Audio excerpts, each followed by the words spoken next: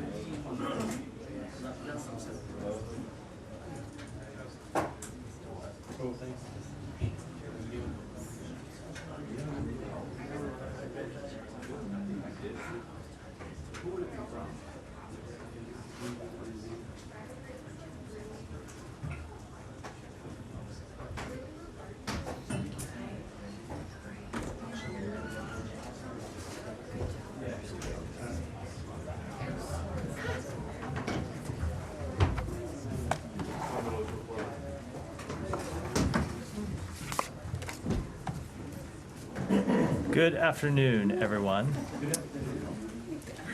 Today marks the tragic anniversary of the October 7th, 2023 attacks against Israel, where 1,200 men, women, and children, including 46 Americans and citizens of more than 30 countries, were slaughtered by Hamas. October 7th, 2023 was, of course, also the day when Hamas took 254 people hostage, including 12 Americans. An estimated 101 of those hostages still remain in Gaza, including 7 Americans: Ite Chen, Judith Weinstein, Gad Hagay, Eden Alexander, Keith Siegel, Sagi Dekel Chen, and Omar Nutra. Hamas should release every one of these hostages immediately, and the United States will not rest until they are returned to their families. Hamas's attacks on October 7th launched a war that continues today, with tragic consequences for the Palestinian people. As the Secretary said in his statement this morning, the United States mourns the death of every innocent who died on October 7th and in the year since. And we are determined to continue to work for a ceasefire agreement that brings the hostages home, alleviates the suffering of the Israeli and Palestinian people, and ultimately brings an end to this war. In a speech just days before his son Hirsch Goldberg Poland was murdered by Hamas, his father Jonathan Poland said, "There is a surplus of agony on all sides of the tragic conflict in the Middle East. In a competition of pain, there are no winners. It is far time to end this conflict and to begin the work for a common future for Israelis and Palestinians with equal measures of security, dignity, opportunity, and freedom." With that, Matt. Okay, before we get back into Gaza, which I'm sure we will, can I just get you, do you have an update on the flights out of Lebanon for Americans? I do. So the flights that we launched last week, the U.S. organized flights, continued over the weekend. There was another flight that left today from Beirut to Istanbul. That flight had approximately 150 passengers on it, American citizens, legal permanent residents, and their family members.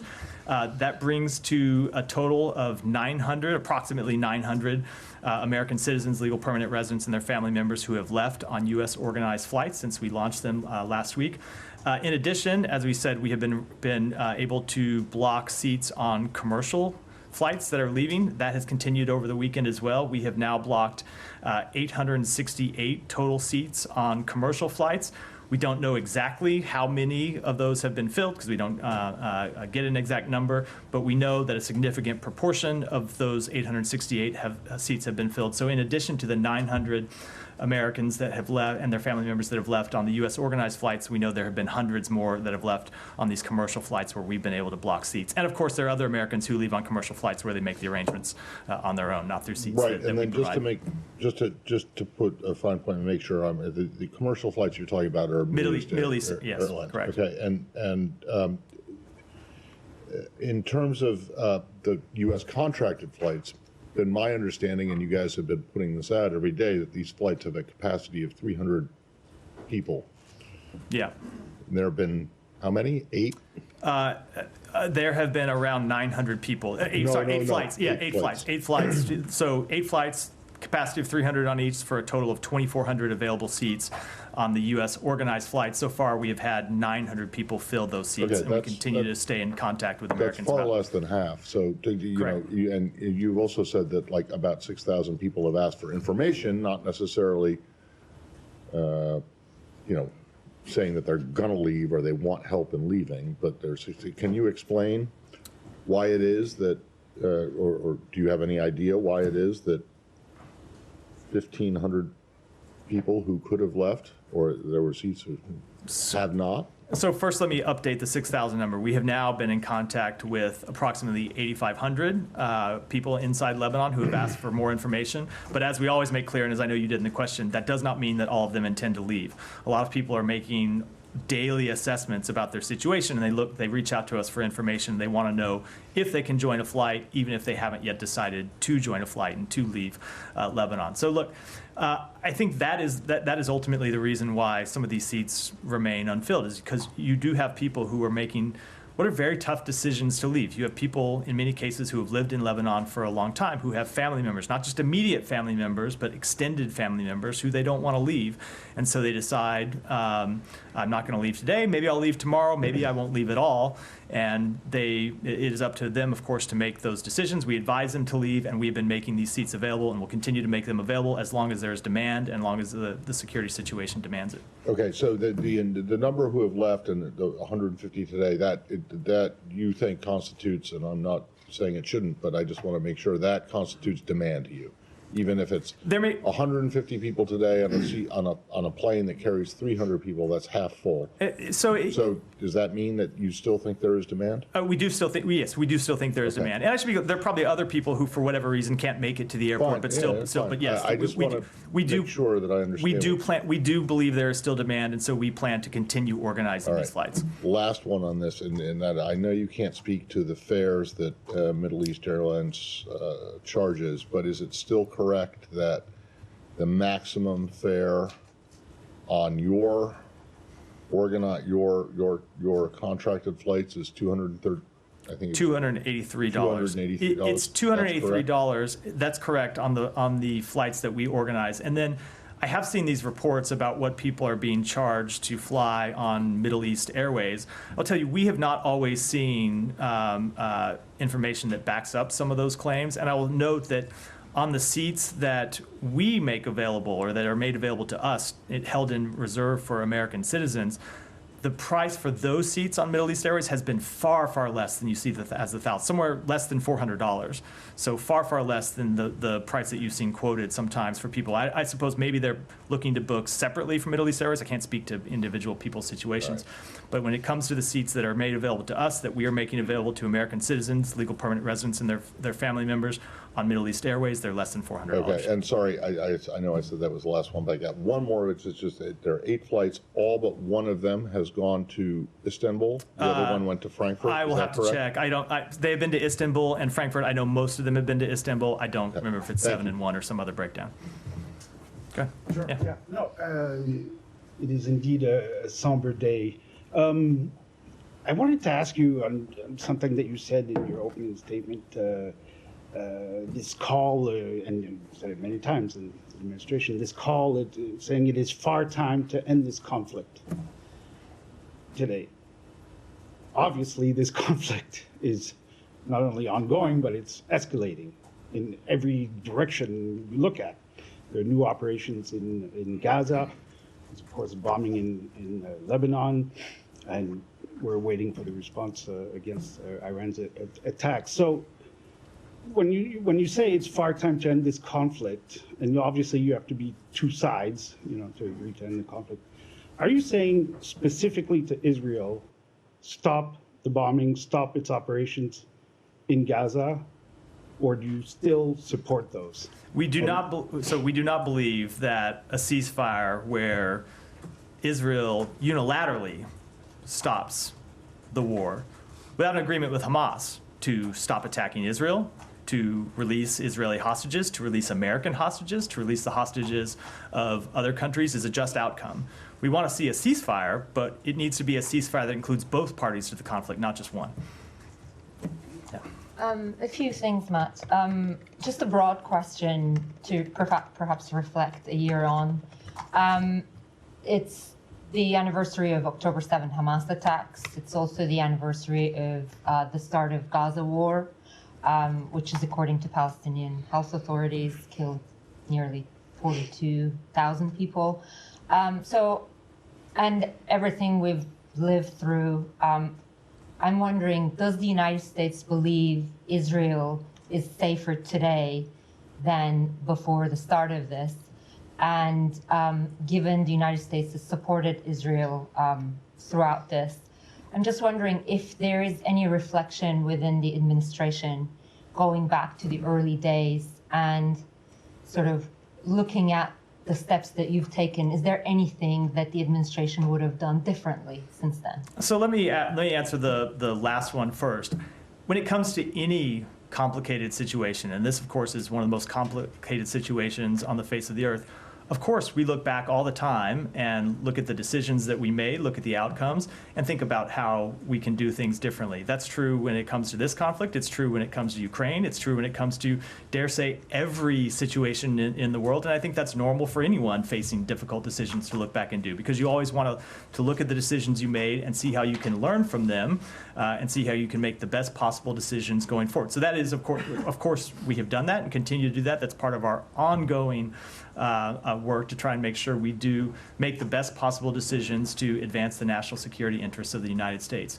When it comes to, now remind me what the first question was, because I answered the second. Israel is safer today. Oh, and that one is that is a complicated, difficult answer to give. And I say it's complicated because certainly Israel is safer when it comes to the immediate threat that Hamas bears to the Israeli people. Hamas can in no way today launch an attack with the size, scale, and scope of the attack it launched on October 7th. So when it comes to dealing with the threat from Hamas, Israel is safer, at least in the short term. When it comes to the threat faced by Hezbollah, you have seen Israel degrade Hezbollah's military capabilities over the past 10 days or so. It does not mean they have eliminated them. They certainly have not eliminated them, but they have degraded them. But to the longer term question, is Israel any more secure?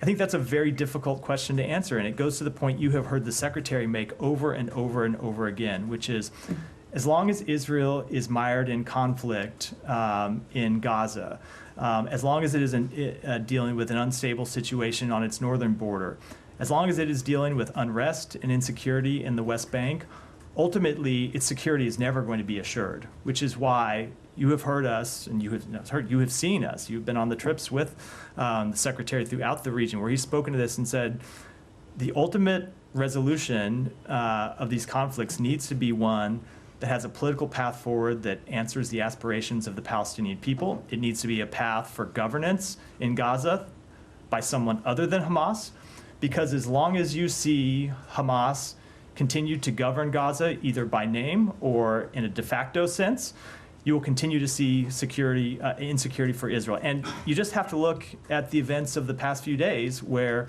Israel is again conducting military operations in northern Gaza, a part of Gaza where they initially stopped major military operations, I think, last January.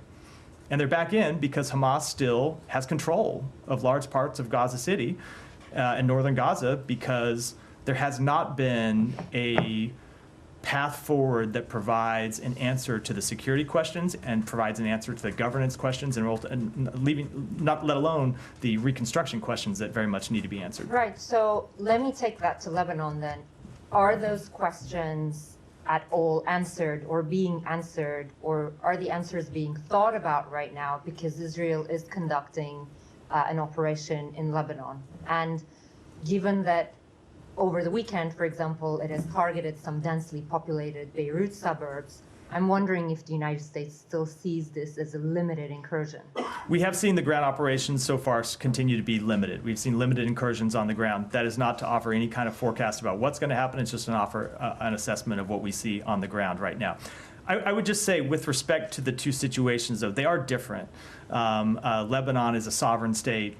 Gaza is not, right? Gaza is was ruled by a terrorist organization. Lebanon is ruled by a government, an imperfect government in many ways, because Hezbollah has a veto on many of the functionings of the state, and the state does not have a monopoly on security. Hezbollah has maintained arms and the ability to thwart state security for many years. So it is a different comparison. So I just note that as a bit of a qualification. Just on the limited incursion, though, what is the parameter for U.S. for this to be considered anything beyond limited incursion? What needs to happen? I don't want to forecast what's going to happen, which I think I'd have to do to get into that. What I can tell you is we're watching this very closely. We support their ability to target militants, to degrade Hezbollah's infrastructure, to degrade Hezbollah's capability.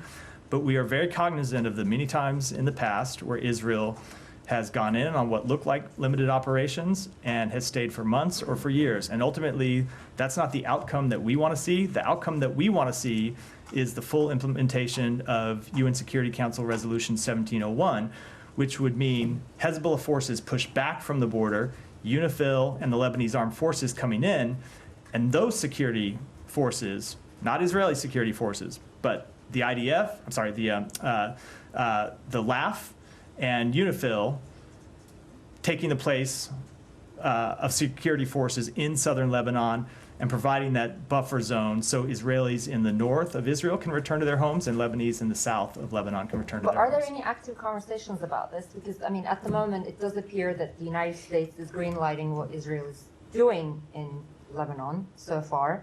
But do you have, and you just talked about how there was no post-war Gaza plan, there was no political pathway, and that left us where we are a year on in Gaza. But you don't seem to have anything concrete for what comes after Israel's Lebanon operation either. So isn't that a point of concern for the United States, that this risks being an open-ended So thing as well? so I would just reject the first sentence or two sentences of the question. There are very serious ongoing conversations about this with our partners in the region, with the government of Israel, with partners outside the region, about what the path forward ought to look like.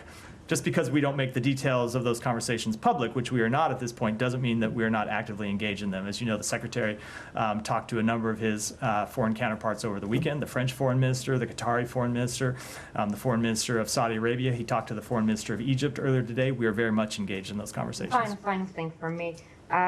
President has said he doesn't want Israel to hit Iran nuclear sites and also like the oil facilities, but I'm just wondering if Israelis actually have given you any assurances that they won't do that. Now, I'm not going to get into those private diplomatic conversations. We continue to discuss with them what their response will look like, and I'll leave it at that.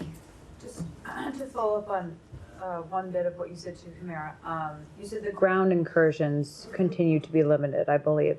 So does the United States believe that the bombings in the Beirut area are included in that limited character trait that you guys are I don't have a characterization of them one way or the other. They have been conducting strikes. They've been conducting strikes targeting Hezbollah militants, and certainly there are more strikes happening this week than there were 3 weeks ago when they weren't operating. But it's in terms of a sweeping characterization of them, I don't have one. And so long as the Israelis are going after Hezbollah targets in those Beirut strikes, the U.S. is supportive of them doing that. We're supportive of them targeting Hezbollah, but of course we expect them to target Hezbollah in a way that complies with international humanitarian law and that minimizes civilian casualties.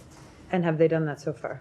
That's never the question I can answer with a sweeping conclusion here. As you know, it takes an assessment of individual strikes before we can reach any of those kinds of conclusions. And we know that this department is carrying out that assessment when it comes to Israeli operations in Gaza. Are you also carrying out that assessment when it comes to Israeli operations in Lebanon targeting Hezbollah? I don't have any announcements to make today. We're in the early stages of this conflict, but that is the type of assessment we regularly conduct all around the world. Well, why can't you tell us if you're looking into it? Because we are in the very early days of this conflict. There are a number of assessments, a number of incidents we are having to look at with respect to Gaza. We have, I think, as you know, a limited number of people available to perform those assessments, especially when you look at the number of incidents that have been reported in Gaza. So I can't give you a readout of what we're doing with respect to strikes in Lebanon, but we take that obligation incredibly seriously. Okay. Can I just follow up on Sure. that? I apologize. But, I mean, okay, you're doing these evaluations and come out whenever they come out. I mean, the president, during the Gaza said, the Israeli operations were over the top, for example.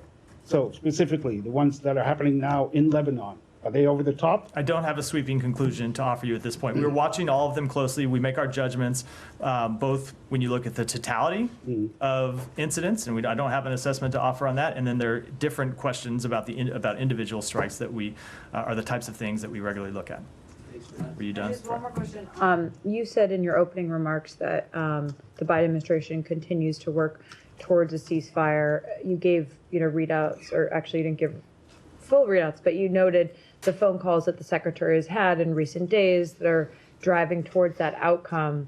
But from the perspective of us, it does seem like that effort is a little bit stalled right now, as you guys are waiting to watch what Israel does militarily. Would you reject that conclusion, or?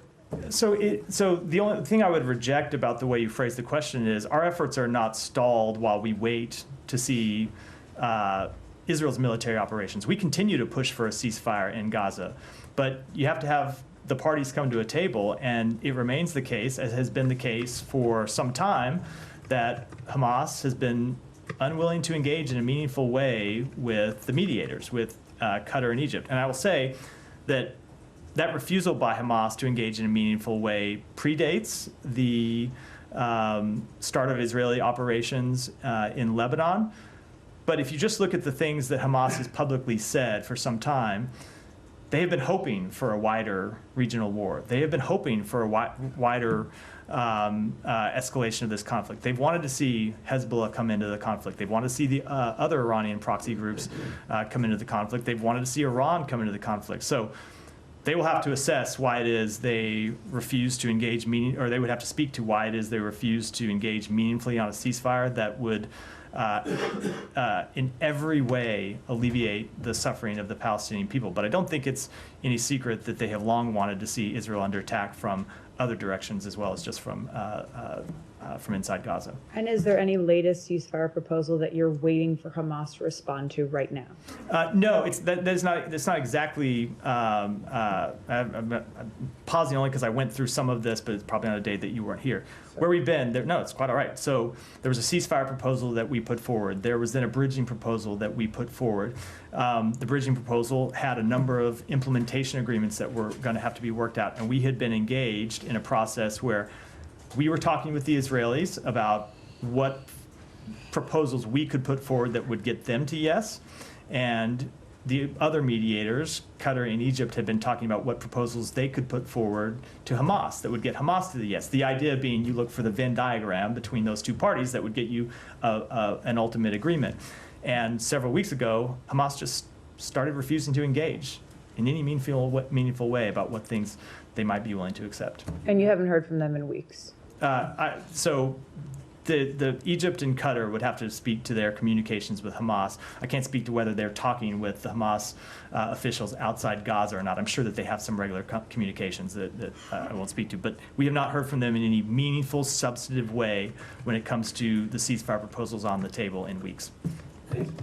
Said, go ahead. Thank you, Matt. In your response to Humaira, I believe, on if Israel was safer today, you said that Israel has degraded Hamas apparently a great deal and so on. So I want to ask you, why the need to continue to bomb tent places and places where Palestinians are advised to go to for safe havens and so on with F-35s and bombs that are 2,000 pounds? So why is there a need to continue to do this kind of bombing? So I'm not going to speak to any particular decision about what kind of strike to use, but they continue to engage with Hamas forces in Gaza because Hamas forces continue to pose a threat. But Said, that just goes to the point that I was making, that they will never end the conflict in Gaza through a military response as well. It is going to take a political approach, it is going to take a different governance approach, and it's going to take an approach that means that something other than Hamas, and it can't be Israel, it can't be the IDF, but something other than Hamas is in Gaza governing. But Israel continues to use these bombs, these huge bombs. In fact, bombing a coffee shop in the West Bank, which is an area they control. They should not be bombing by, area bombardment, coffee shops and so on. But you mentioned a point that takes me to my other point. Israel seems to be cutting off the north of Gaza from the south. They're basically, what is underway is nothing short of ethnic cleansing. Now, you all along have said, and the president, I think the secretary said that, I'm not so sure whether the president said that or not, but you don't want to see Gaza reoccupied. You don't want to see any part of Gaza reoccupied. Are you aware of these reports, and do you have a response to them? We have seen these reports. Let me state first very clearly that no, we do not want to see Gaza occupied by Israel. We do not want to see the territory of Gaza shrunk in any way on a permanent basis. And when it comes to these reports, we are engaging with the government of Israel to find out exactly what it is they intend. But I will say, just generally speaking, we want to see people in Gaza be able to return to their neighborhoods, not being forced to leave their neighborhoods. Now, if there are Hamas militants operating underneath an apartment building, before Israel launches a strike on those militants, I think you would want to see the civilians evacuated. That would be something that would be a good thing for those civilians to see that they are out of harm's way. But it gets back to this broader point that I made, which is as long as you don't have a political path forward, and you don't have a solution to the very real governance questions, you can kill Hamas fighters, but Hamas will continue to recruit other fighters and continue to put the Palestinian people in danger and continue to endanger Israeli security as well. That will give Israel a cause for continuing this war. I mean, nobody expected a year ago that this war would be going on at this time, but it is. And it can conceivably go on for many more months, maybe even years, and so on. What is the end game? What do you, in your view, what is the end game of Israel? We want to see a ceasefire that brings the hostages home, that alleviates the suffering of the Palestinian people, that allows humanitarian aid to surge into Gaza. We want to see an agreement on a political path forward that ensures that Palestinians can choose their own leaders and that Hamas does not continue to reign as a terrorist organization of over Gaza. And ultimately, we want to see Gaza and the West Bank reunited as an independent Palestinian state. Now, let me ask you about that means that when you answer to say, you can say you don't want to see Gaza reoccupied by Israel. You also don't want the West Bank occupied by Israel, right? We want to see establishment of an independent Palestinian state in Israel. Yes, correct. So you don't want the Israelis to be occupying the West Bank. We want it to be. Right. We want it to be ultimately its own independent Palestinian state occupied by Israel, not occupied by Israel or anybody else. No, we want to see it governed by Palestinians. And then just secondly, and I've asked this, and I know others have asked this before, but when you talk about how you want a ceasefire in Gaza so that people can return to their neighborhoods and their homes, how many neighborhoods and homes do you think are left for them to return to? So by various estimates, somewhere around half the buildings, maybe a little over half the buildings in 50%. Gaza have been destroyed or damaged. There are other buildings, obviously, that remain, and we want to see people be able to return to their neighborhoods. And if they don't have homes, we want to see the ability to rebuild them, which is why one of the pieces we have said has to be a priority for the ultimate end of this conflict is reconstruction effort, so people can rebuild their neighborhoods and rebuild their homes, because the devastation has been absolutely catastrophic Then across Gaza. who do you think should pay for that? Ultimately, it would require an international effort with multiple countries contributing. We don't, obviously, that's the kind of thing that would have to be worked out. We're not at that stage yet, because we're not even at the end of the conflict. Okay, fine, But but what countries should be included in this? it's the type of thing that will be the subject of many diplomatic Can conversations. I get to the very specific point here? Do you think Israel should contribute to this? I think we are a long way from the reconstruction of Gaza, and I'm not going to make any pronouncements from the podium about who should pay for the reconstruction before we get into what would be a diplomatic. I'm not asking who should pay, if someone should pay for everything, but who should? It's something we can speak to, because these are conversations that will happen All right. well down the road. Let me just continue with a couple of questions. Although it was Israel that dropped close to 50,000 tons of bombs on Gaza, rendering where it is now. So maybe they ought to pay for it. In response But- to a war that Hamas Right, started, that's so maybe okay, Hamas but- should pay to rebuild Right. Gaza. I mean, it's Let me ask- a let me ask you- complicated question is Right. the point. Let me ask you about a report in Drop Site. And it says that Secretary Blinken approved a policy to bomb 8 trucks. That's what an Israeli cabinet member said. Are you aware of this report, and do you have any comment on it? I am aware of the report. I'm glad you asked me about it. Look, the suggestion that we in any way signed off on bombing humanitarian convoys is absurd. It's just not true. Of course, Israel has the right to target Hamas militants. That has always been the case. And so look, if you had a situation where Hamas commandeered a convoy and Hamas militants were operating a convoy, of course Israel would have the right to strike those militants.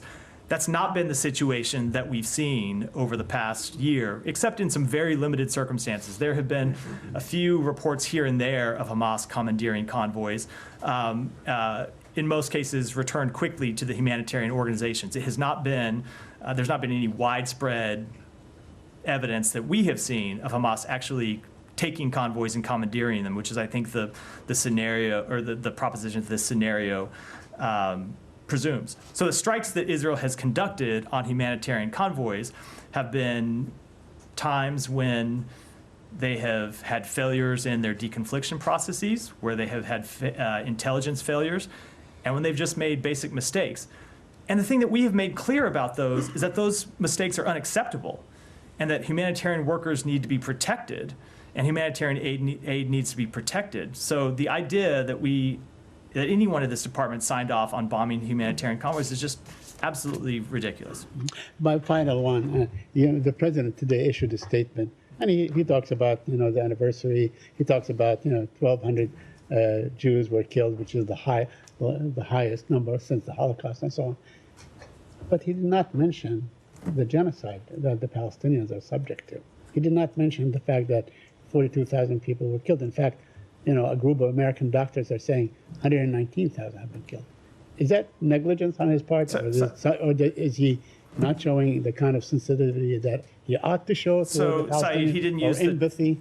He didn't use the terms that you use because we don't agree with those terms. But if you look at the president's statement, if you look at the statement from the vice president, if you look at the statement from the secretary, every one of them made clear that the consequences of this war for the Palestinian people have been catastrophic, and that's why we're ultimately working to end the war. Thank you. Eva. Yes, Mark, the UNIFIL, the United Nations in Lebanon, put out a statement on Friday, I think. They said they are deeply concerned that by recent activities by the IDF immediately operating from a close position around them. Did you see that statement? We did see the statement. Do you have any comment? I don't. Obviously, we don't want to see UNIFIL forces put in danger in any way. UNIFIL forces play an important role in establishing security in Lebanon, and ultimately we want to see them able to do their job implementing UN Security Council Resolution 1701. Do you still see what's happening in South Lebanon, a limited operation? We do. I'm sorry, it was when you were out of my answer to this question earlier, yes.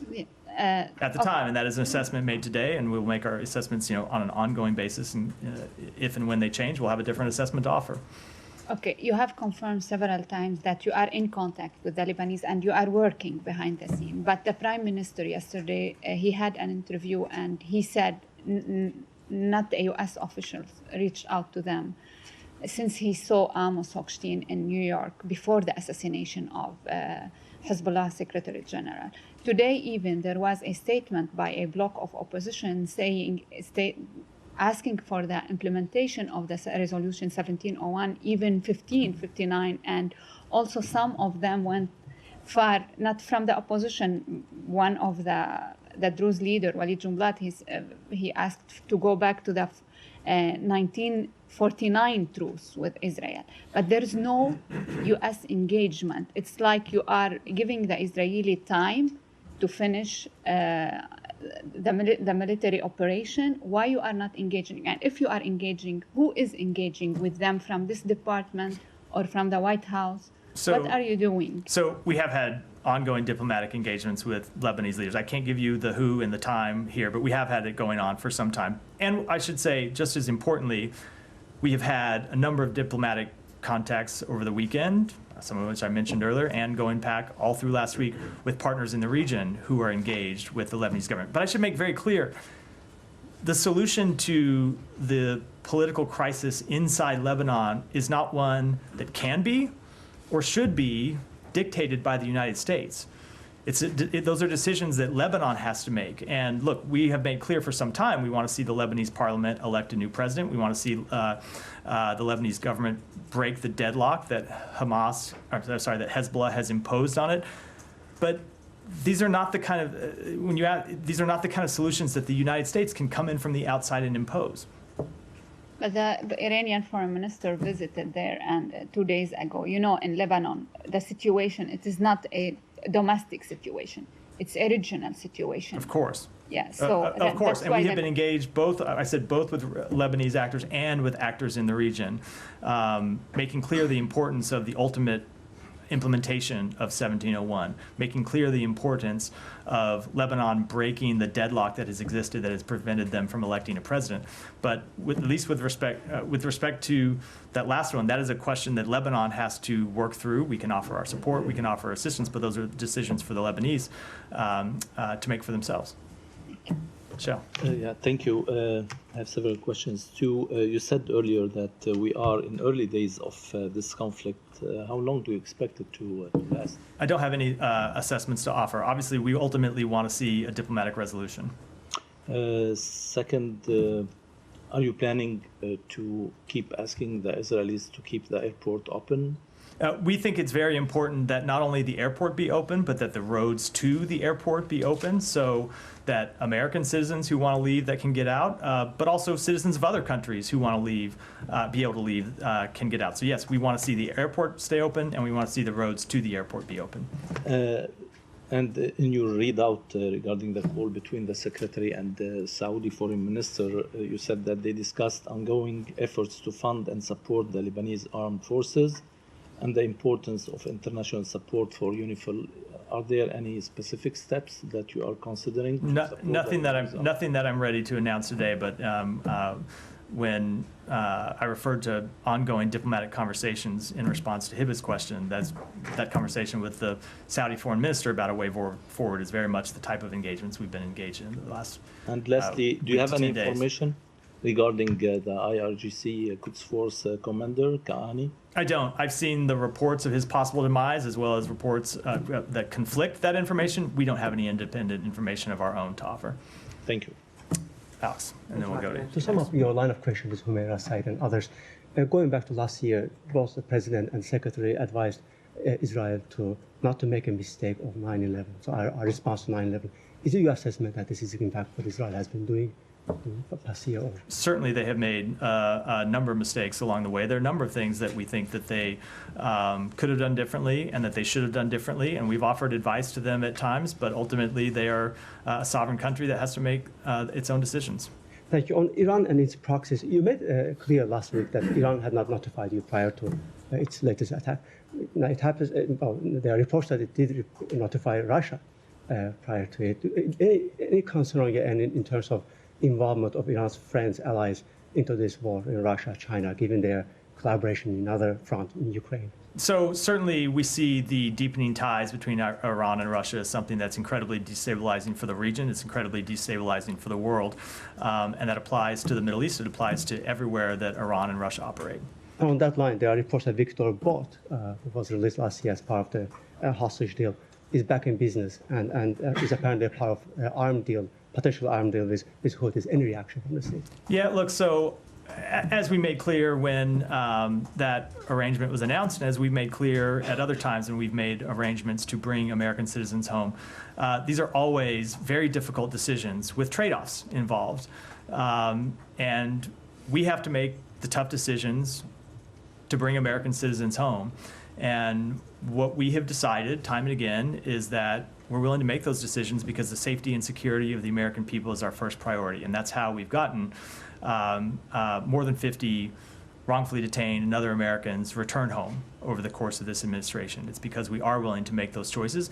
And I think when you look at the Americans that we have brought home versus the people in Russia's case that they have been able to get home, it says something about the type of individuals that our societies value. Now, when it comes to Victor Bout specifically, there are any number of actors that Russia has engaged over years, not just Victor Bout, but others, to engage in destabilizing behavior, including making arms available. There has been no shortage of people, both inside the government and outside the government in Russia, willing to fulfill that role.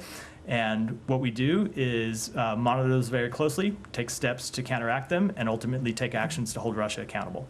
I have two more in Ukraine and Georgia if you have time. Come back to them later. So are you doing anything in this case? I don't have anything to announce. Do you even know if it's true? So I don't have anything to announce today, but I'll tell you that we watch these things very closely, and you've seen us impose any number of sanctions on Russian individuals for engaging in this type of behavior.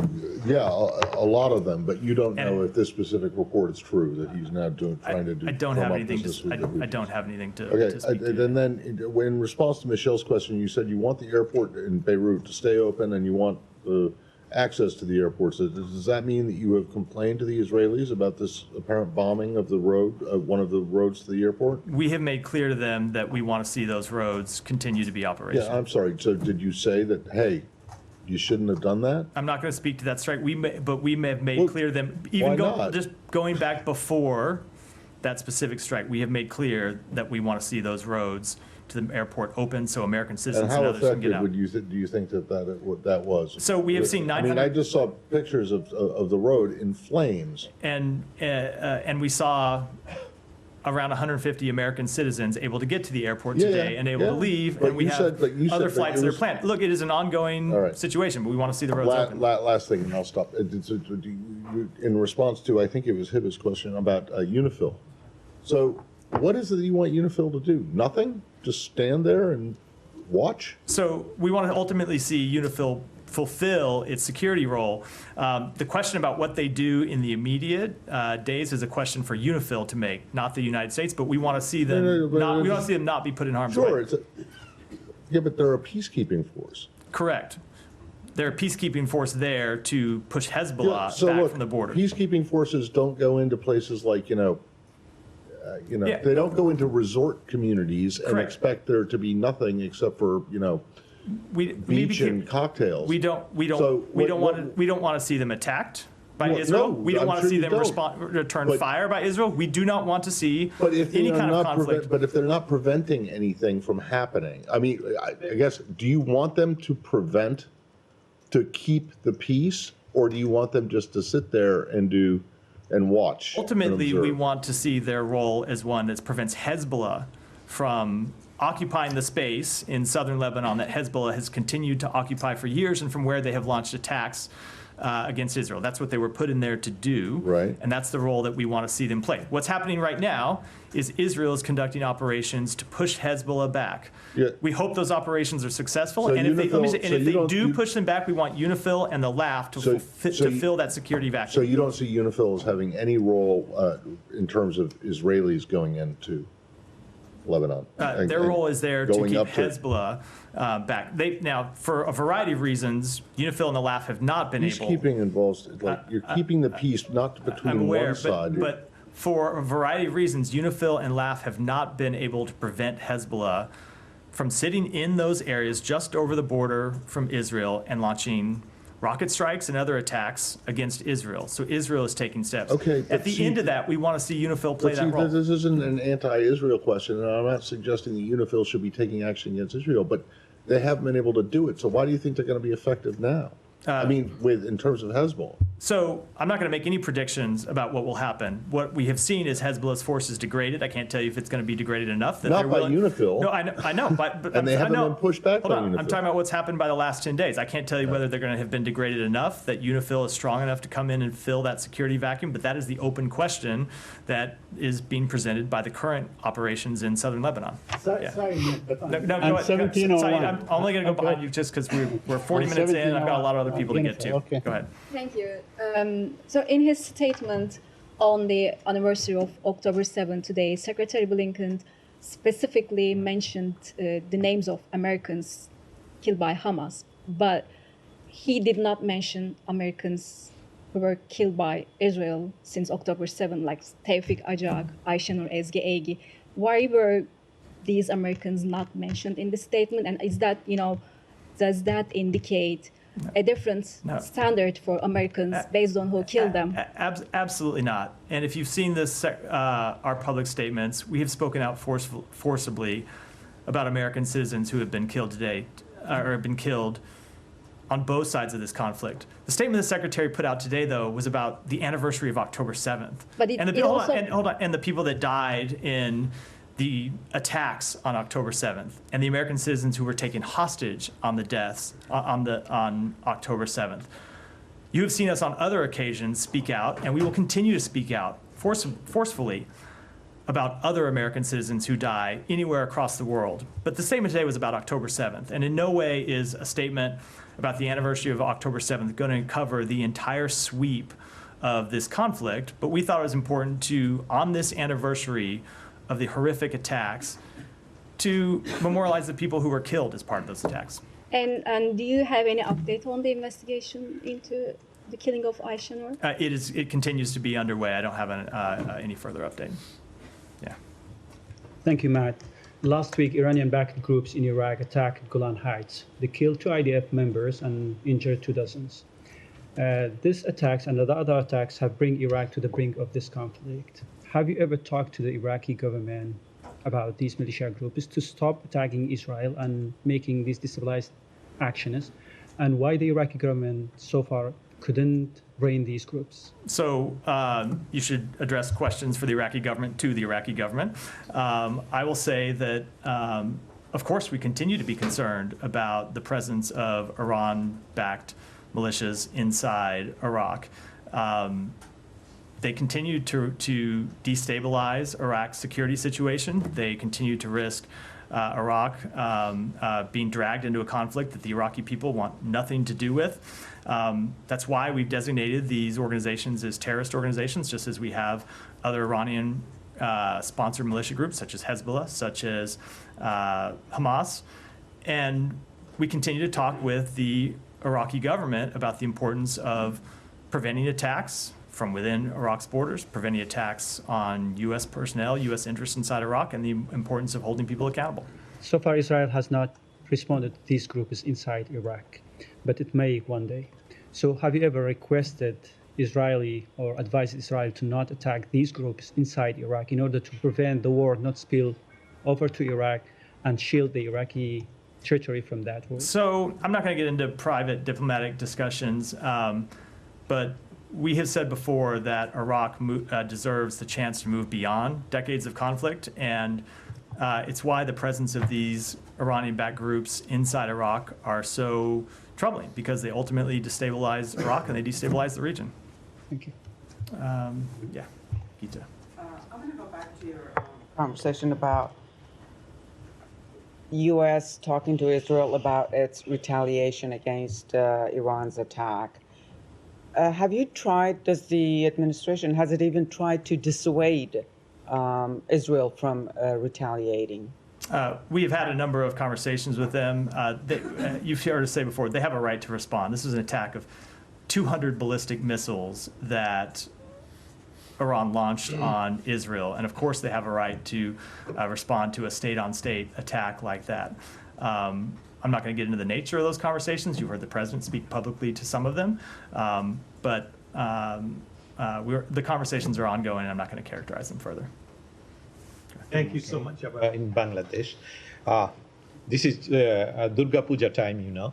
The Hindu community is preparing to celebrate their largest festival, Durga Puja, amidst multiple security concerns in Bangladesh. Meanwhile, neighboring country India has also placed message to Bangladesh government for ensuring peaceful religious event for the Hindu community in Bangladesh. In this given scenario, do the U.S. government place any communication with Bangladeshi authority to protect the rights of minorities? So of course we want to see the rights of minorities protected in Bangladesh, as is true all around the world. And then what specific measure will the U.S. take in response to the urgent call from French-based human rights organization and Human Rights Watch, JMBF, regarding the rising incident of mob violence and lynching in Bangladesh? And how will it ensure accountability for human rights violation in Bangladesh in light also of the growing concern surrounding the increasing number of legal cases being filed against innocent individuals, like such a person of Tawfiqur Rahman from Gopalganj and hundreds of others? How does U.S. government view the protection of human rights in Bangladesh right now? I can't speak to these individual cases that you mentioned, but I can tell you that the Secretary met with the Prime Minister of Bangladesh just 2 weeks ago at the UN General Assembly in New York. Chief advisor you want to make? What's that? Chief advisor of Bangladesh. Right now, we do not have any prime minister. Correct. Yeah. Acting prime minister, I think his title is. Yes. And made clear that we want to see human rights protected, and that ultimately those responsible for violations of the human rights of the Bangladeshi people over the past few months need to be held accountable. Thank you. Can I ask about China? Yeah, well, sure. One last. The recently concluded Quad Summit has used strong language against Chinese aggressive dominance in the South China Sea. What can we expect to see in intense diplomacy to continue their aggression? We will continue to work with our allies and partners in the region to advance our vision of a free, open, prosperous, and secure Indo-Pacific. Thank you so Kylie, much. Do you have one? Then Humera, then we'll wrap. Yeah. With the Moscow court sentencing an American to 10 years in prison for allegedly fighting as a mercenary for Ukraine,